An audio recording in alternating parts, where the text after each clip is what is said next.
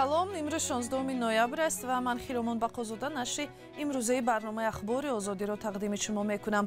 Таваҷҷӯҳ кунед ба сархати мавзӯъҳои ин барнома. собиқ додраси додгоҳи Хуҷанд Ҳомиҷон Муҳаммадзода бо гуноҳи ришвагирӣ ба 2 соли зиндон маҳкум шуд.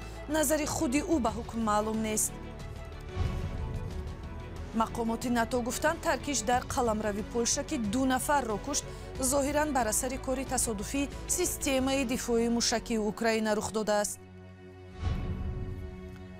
сокинони деҳаи Сари Чашма дар ноҳияи Восе трансформатор хариданд, вале барқ надоранд. муҳтоҷи кӯмаки ҳукумат шуданд, вале посухе аз он нест. трансформатор харидем, худмон ҷамъ кем, я 20% нарасидест. мақсад ёрдамумтан ҷамъоват рафтем, чора надид.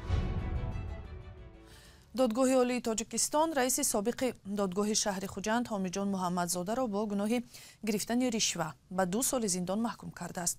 ҳукм рӯзи 11 ноябр содир шуда, ҳалнома имрӯз дастраси радиои Озодӣ шуд. Ҳомиҷон Муҳаммадзода ки аз соли 2021 раиси суди шаҳри Хуҷанд буд, моҳи апрели имсол дастгир шуд. 2 моҳ баъд раиси додгоҳи олӣ гуфт Муҳаммадзода ба гирифтани $2500 ришва муттаҳам мешавад. назари Ҳомиҷон Муҳаммадзода ва ё вакилаш ба ҳукми додгоҳ маълум нест. ӯ дар мақомҳои раиси додгоҳҳои шаҳри Хуҷанд ва вилояти Суғд кор кардааст. мақомоти НАТО гуфтанд Таркиш дар қаламрави Польша ки 2 нафарро кушт, зоҳиран бар асари кори тасодуфии системаи дифоии Украина будааст. Йенс Столтенберг дабири кулли ин паймони низомӣ рӯзи 16 ноябр дар ин бора пас аз нишасти намояндагони кишварҳои узв дар Брюссел хабар дод. ӯ гуфт дар ниҳояти амр масъулияти ин Таркиш дар гардани Русия аст ки ҷанги ғайриқонуниро ба зидди Украина идома медиҳад. дирӯз дар натиҷаи суқути мушак дар як деҳа дар шарқи Лаҳистон 2 нафар кушта шуданд. мақомоти Киев дар ин Таркиш Русияро муттаҳам карданд, вале Москав гуфт иддао беасос аст. низое ки дар Украина идома дорад ба ҳаёти садҳо ҳазор сокини мулкӣ ба вижа кӯдакон осеби ҷиддӣ расонидааст. дар минтақаҳое ки аз оташи ҷанг раҳо шудаанд, кӯдакони бемактаб фосилавӣ дарс мехонанд ва мавзӯи бозиашон ҳам ҷанг аст. аз якчунин деҳаe дар шарқи Украина гузориши ҳамкорам Зарангези Наврӯзшоҳ. ин деҳаи наздик ба хатти ҷанг дар вилояти Донецк аст. Кристинаи 7сола парчам дар даст сарбозонро истиқбол мегираду гусел мекунад. низомиён дар ҷавоб ба духтарча сигнал медиҳанд.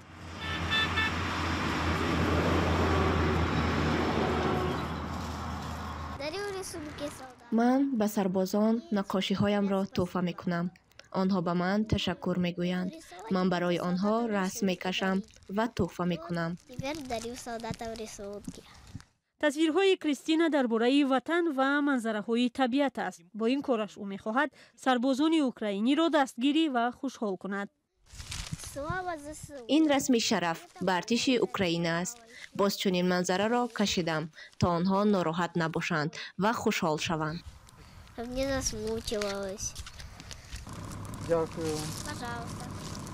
каме дуртар аз Кристина дар канори роҳ наврасон дидбонгоҳ сохтаанд. ҳоло ин як бозии маъмулии кӯдакона дар минтақаи наздик ба ҷанг аст. дар як кӯча бачаҳо 3 дидбонгоҳи кӯдакона сохтаву аз он мошинҳои низомиёнро мушоҳида мекунанд. сарбозон ҳам вақте дар роҳ кӯдаконро мебинанд, мошинро нигоҳ медоранду ба онҳо ширинӣ ё ғизову пул медиҳанд. онҳо медонанд ки сокинон дар минтақаҳои даргирии зиндагии сахт доранд. онҳо баъзан пули хурд медиҳанд, аксаран ба мо қанд медиҳанд. имрӯз ихтиёрон омаданд, ба мо тӯҳфаи зиёд медиҳанд, пойафзол либос меоранд. онҳо ба ҳама чунин борхалтаи нав доданд. аммо кӯдакон мегӯянд онҳо ба пешвози низомиён барои тӯҳфаву ширинӣ намеоянд. ин наврасон мегӯянд мактаб намераванд, дарсҳо онлайнӣ сурат мегиранд ва ҷое барои бозӣ ҳам надоранд. маҷбуранд дар шароити ҷанг онҳо ҳам ҷангбозӣ кунанд. вақте бонги хатар садо медиҳад, онҳо дар чоҳе пинҳон мешаванд ки худашон кандаанд. наврасон худро дар ҷанг ва сарбозе тасаввур мекунанд ки аз Украина дифоъ менамояд. ساکنان دهه در ناحیه واسع تاجیکستان که مشکل بی‌برقی را با پول خود حل کرده بودند، چند روز می شود که از نیروی برق بی‌نصیب ماندند. مردم دهه نوبنیادی سریچشمه خودشان زیرستگاه تقسیم برق خریدند، ولی دیگر برای کشیدن خطهای درستی برق به دهه مبلغی ندارند و محتاج کمک حکومتی محلی هستند. محمود جان رحمتزاده به دهه سریچشمه رفت و از آنجا گزارش می‌دهد. تارهای عنکبوت مانند سیمچوبه که ساکنان از آن و از هر طرف به منزل خود برق کشیده‌اند. این گونه سیمچوب‌ها در دهه نوبنیادی سریچشمه ناحیه واسع زیادند. از بس که سیمچوب و سیم‌ها زیاد شده اند، ترانسفورماتور تاب نآورد. 4 روز پیش سوخت و کارناشیان شد. حالا ترانسفورماتور را برای تعمیر برده‌اند. ساکنان برای رهیدن از این تارهای عنکبوت ترانسفورماتور خریدند. 80% کارهای نصب ترانسفورماتور نو انجام یافته است. مردم از حکومت محلی خواسته اند پول 20% باقی مانده کار را پرداخت کند. ما خیلی سوم جمع کردیم، ترانسفورماتورمون تیاره، 80% کارمون بوده، مثلا که 20% مدت یک یاردم. اداره شبکه‌های برق تنها به پایه‌های بتونی کمک کرده است. خط برق را باید از طریق همین پایه‌ها کشند. حالا دیگر پول ندارند. ترانسفورماتور خریدیم، خودمون جمع کردیم، یا 20%ش نرسیده، مقصد یاردمتان جمعات رفتیم، چرا ندید. دهه نوبنیاد 80 خانه دارد. همه آنها چند روز می شود قوه برق ندارند. مکتب رو داریم، مثال لباسای وارا سر میخزیم باید ما تکنیم پوشم برمان درس ده. اینا یک ماه ما سوید نداریم. ساکنان میگویند که رهبریت جماعت خدایا رجبوف به ارزی آنها نمیرسد.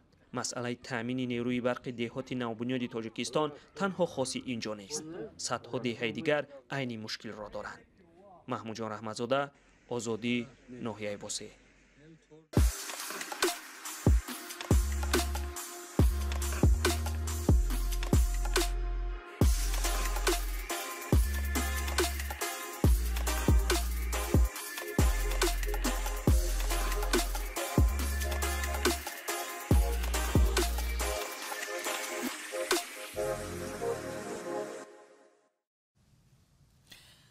بیننده گرامی، در این فرصت برنامه نگاه میاندازیم به برنامه گپی آزاد که این دفعه در موضوع خشونت عائلوی و جنجال عروس و خوشدامن در تاجیکستان است. موضوع خیلی جدی که گاه‌ها سبب خودکشی عروسان و یا قتل خوشدامن ها می شود. همکاران ما این دفعه به صحبت خبرنگار مهین بانو دولت و حقوق شناس معظمه قادرова را دعوت کردند. پرچه از آن را همراه می بینیم. کلین های زیادی در صحبت با وکیلان مدافع شکایت کردند که خوشدامن در خانه نه مثل یک مادر بلکه همچون یک گنرال فرمانده عمل میکنند. شما با این چه نظر دارین؟ مرحمه. من در برنامه خود یعنی که مسئولان دین رو فریاد کرده بودم پیشتر، حتی در دین گفته شده است که کلین رو نباید همچون غلام قبول کنید. یعنی که اگر کلین عهدهدار نیست که خدمت خوشدامن و دیگر اولاد شوهرش رو کند، او میتواند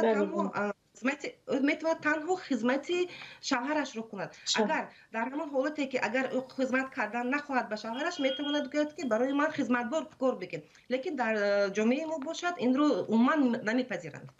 مهین بانو، شما به حرف کلین ها که میگویند خوشدامن ها مثل گنرال در خانواده هستند چه نظر دارید؟ چه میگویید؟ من تا اندازه طرفدار هستم، چون که ما مادران را احترام میکنیم، همه ناز و همه چی گویم، همه ناز و چیزی که اونا دارن ما بالای دیده میگذاریم، ولی که حالتهای میشود که از یک چی گویم نقطه نو چیز مثلا عائله ویران میشود. و شما حالت ها میگویید خیلی به طور عمومی است، میتونید گویید که این حالت ها چی هستند که کار به اینجا کشیده میشد؟ میتونید مثال بیارید؟ اگر ما مثال گیریم، مثلا یک مادر میخواد برای پسرش کلین 18 ساله گیرد، مادر 45-50 ساله، ولی اون میخواهد که همون کلین کردگیش باید در سطح او دانش داشته باشد، در سطح او تجربه کاری داشته باشد. این چیزهایی هستند که به ویرانی عائله میآورند، میرسونند. مثلا پسر از در میدارد، زنی توی کار نمیتونه، زنی توی عملا نمیتونه، زنی توی توزه کار نیست. همه این چیزا به همین آورده میرسوند که همون پسر از همون گپی پیوندانش، از همون چیزا گویم که بلد میآید و میگه بگذار همین زن ما جواب شدی همو از همین گپی اولادم خلاص شوم و از همون چی گویم کشمکشی لفظی هم خلاص شوم.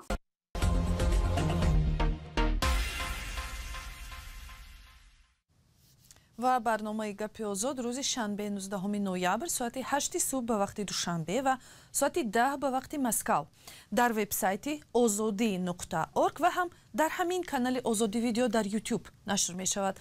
برنامه رو از دست ندهید. گوشه از تاجیکستان اسم آشخانه ملی غذاهای تاجیکی است که در یک بازار کلان شهر الماتو عمل میکند. مؤسس آن یک زن تاجیک است که هنوز سالهای جنگ شهروندی به قزاقستان پناه یافته و تجارت خود را باز کرد. روفیه سفر و به تنهایی کاری آشخانه را پیش میبرد و از حساب درآمد آن در زادگاهش مسجد بنیاد کرده است. با کار این آشخانه و غذاهای تاجیکیش در سفر کاری به قزاقستان همکاران مولا رجب یوسفی و فرزان محمدی شناس شدند.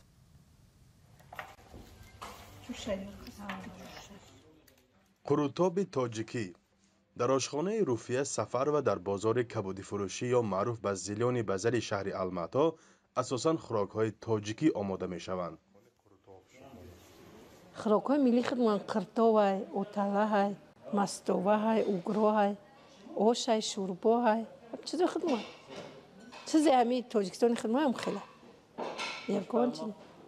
بیش بر ما رد. روفیه سفر و 30 سال پیش در روزهای جنگ شهروندی تاجیکستان مجبور شد به قزاقستان کوچد.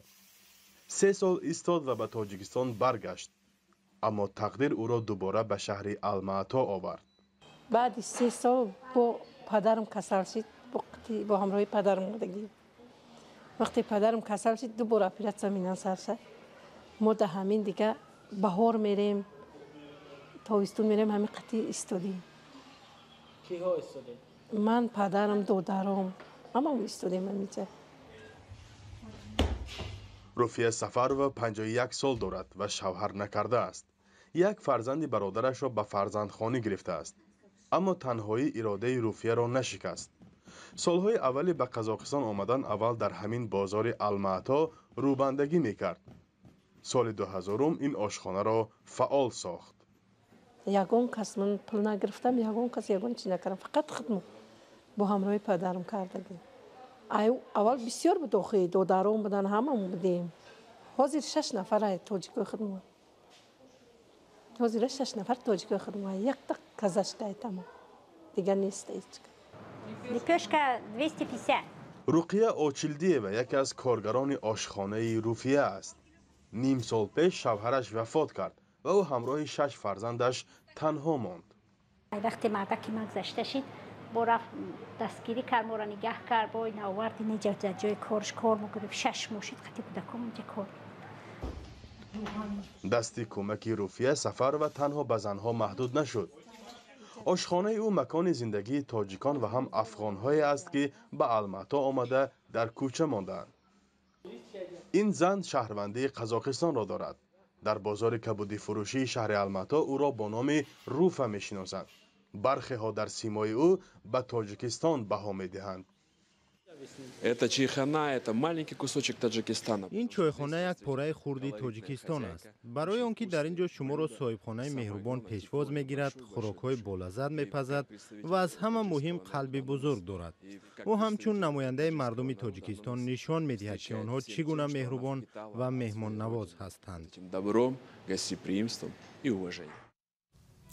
در همین جا نشر امروزه برنامه اخبار آزادی به پایان رسید، ولی خبرهای نو به نو و مهم را از سامانه ozodi.org و صحیفه های رادیو آزادی در فیسبوک و اینستاگرام، تلگرام و تیک تاک و همین کانال آزادی ویدیو در یوتیوب دریافت کنید. به خبر نمانید و با رادیوی آزادی بمانید.